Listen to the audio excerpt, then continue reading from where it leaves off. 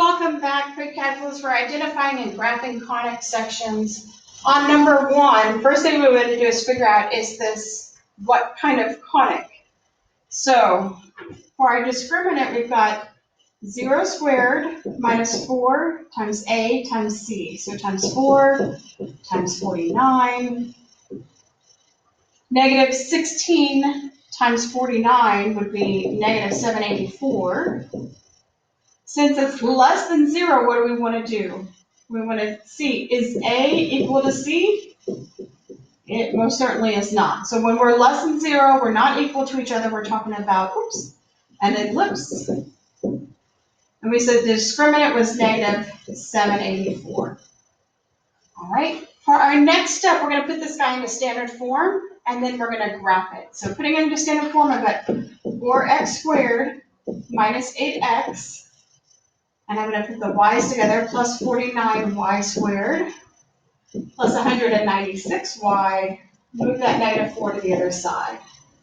Now, both the x squared and the y squared have a leading coefficient, so we need to factor those guys out before we complete the square. So 4 times x squared. When I factor out the 4, that makes it negative 2x. Let's go ahead and complete the square. So negative 2 divided by 2 would be negative 1. Squared is 1. Over here, we're going to pull out 49. I've got y squared plus 4y left in there. 4 divided by 2 is 2. 2 squared is 4. I've got negative 4 over here. Now we're really adding 1 times 4, which is 4. And 4 times 49, which is 196.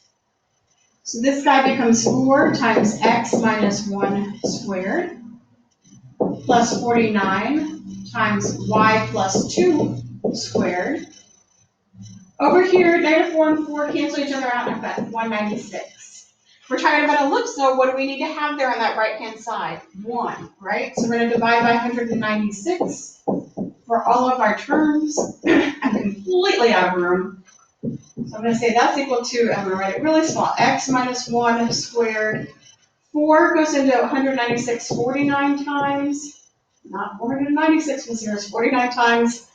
49 goes into 196 4 times. So that's y plus 2 squared over 4. And that's equal to 1.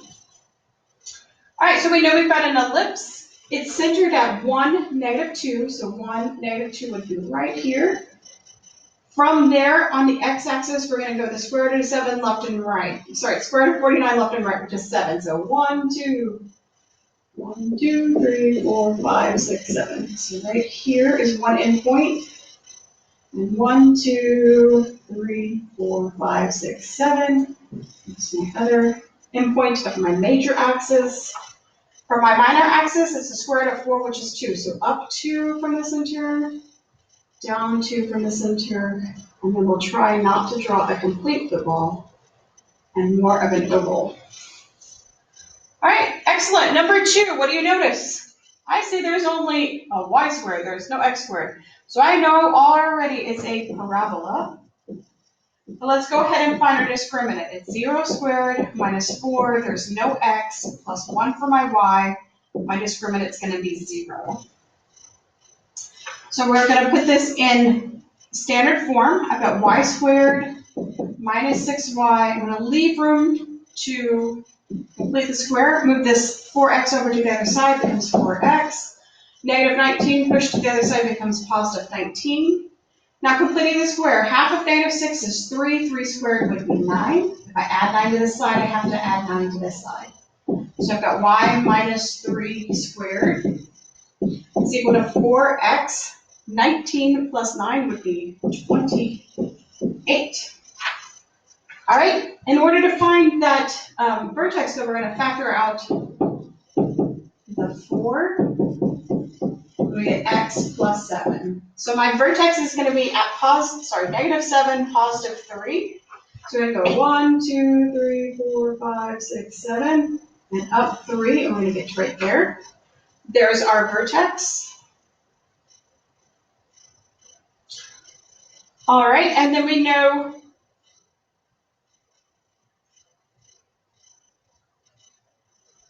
that 4p is equal to 4, right? This is our 4p value, so what does p have to be equal to? 1. So if I go 1 away from here, this is going to be my focus. And then 4p is the distance across right there at the focus. So I'm going to do half up. So half of 4 is 2. Half down is 2. And we look something like this. All right, number 3. This time I do have an x squared and a y squared. I notice they're not the same, so I know I'm not talking about a circle.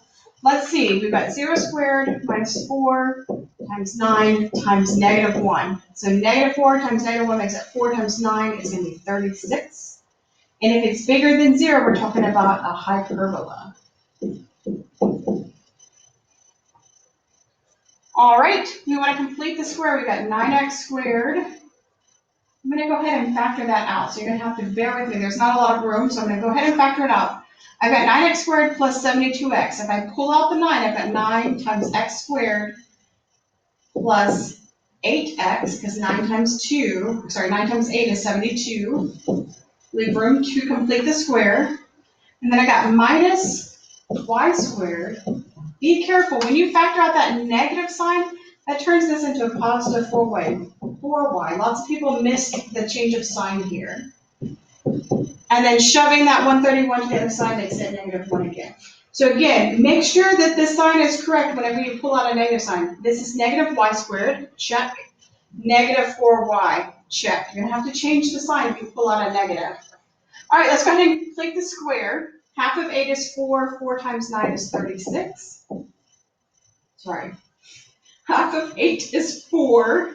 4 squared is 16. And then 16 times 9 is 144. Not enough room there for that one. All right, half of 4 is 2. 2 squared is 4. It's really 4 times negative, so it's minus 4. So this would be 9 times x plus 4 squared minus y plus 2 squared. And this is why it makes a difference. If you don't change that sign, your center is off. Over here, 144 minus 4 is 140, minus 131 would be 9. So when we divide everything by 9, I get x plus 4 squared over 9 minus, nope, not over 9. This one's over 1, right? Because 9 divided by 9 is 1. Y plus 2 squared divided by 9, that one is 9, is equal to 1. So we're centered at negative 1, 2, 3, 4. And then negative 2 is right down here for our center.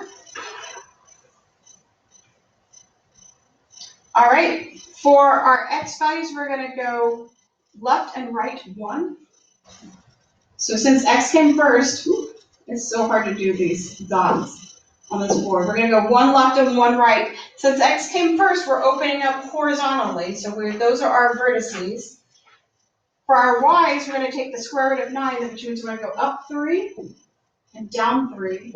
And that's how we get our box, remember? So we're going to go through this point. Sorry, I can't make it be nice and small. Those 3 points are going to define our asymptote. And then we're going to go through this corner of the rectangle. Right, here's my rectangle. This corner of the rectangle and through that center, and those are going to be my other asymptotes. This is real ugly, but hopefully you get the idea. And then the parabola is going to go through that tiny red dot in there and then hug the asymptotes. So that black piece there is the actual graph of the hyperbola. The red part are just our guiding asymptotes. All right, last one. What do you notice this time? I see an x squared, I see a y squared. I see they're both the same, so chances are it's a circle, but let's test it out. 0 squared minus 4 times 1 times 1. We are less than 0, so it's either a circle or an ellipse. 1 is equal to 1, so this is a circle. Our discriminant is negative 4 times 1, which is negative 4. So I've got x squared, I have no other x's, so I don't complete the square for that one. And then I got y squared minus 2y, moving that 35 over to the other side. We're going to complete the square for our y's. Negative 2 divided by 2 is negative 1. squared is 1, which means we're going to add it to the other side. So we've got x squared plus, this would be y minus 1 squared is equal to 36. So we're centered at 0, positive 1, it's right here. And my radius is the square root of 36. So we're going to go up 1, 2, 3, 4, 5, 6. And down 1, 2, 3, 4, 5, 6. We're going to go over 2, 4, 6. And 2, 4, 6. We should have a nice symmetrical looking circle. Okay, that wasn't half bad. All right, that's it for 1 through 4. I encourage you to stop and see if you can do 5 through 8 and come back and see if you got them right.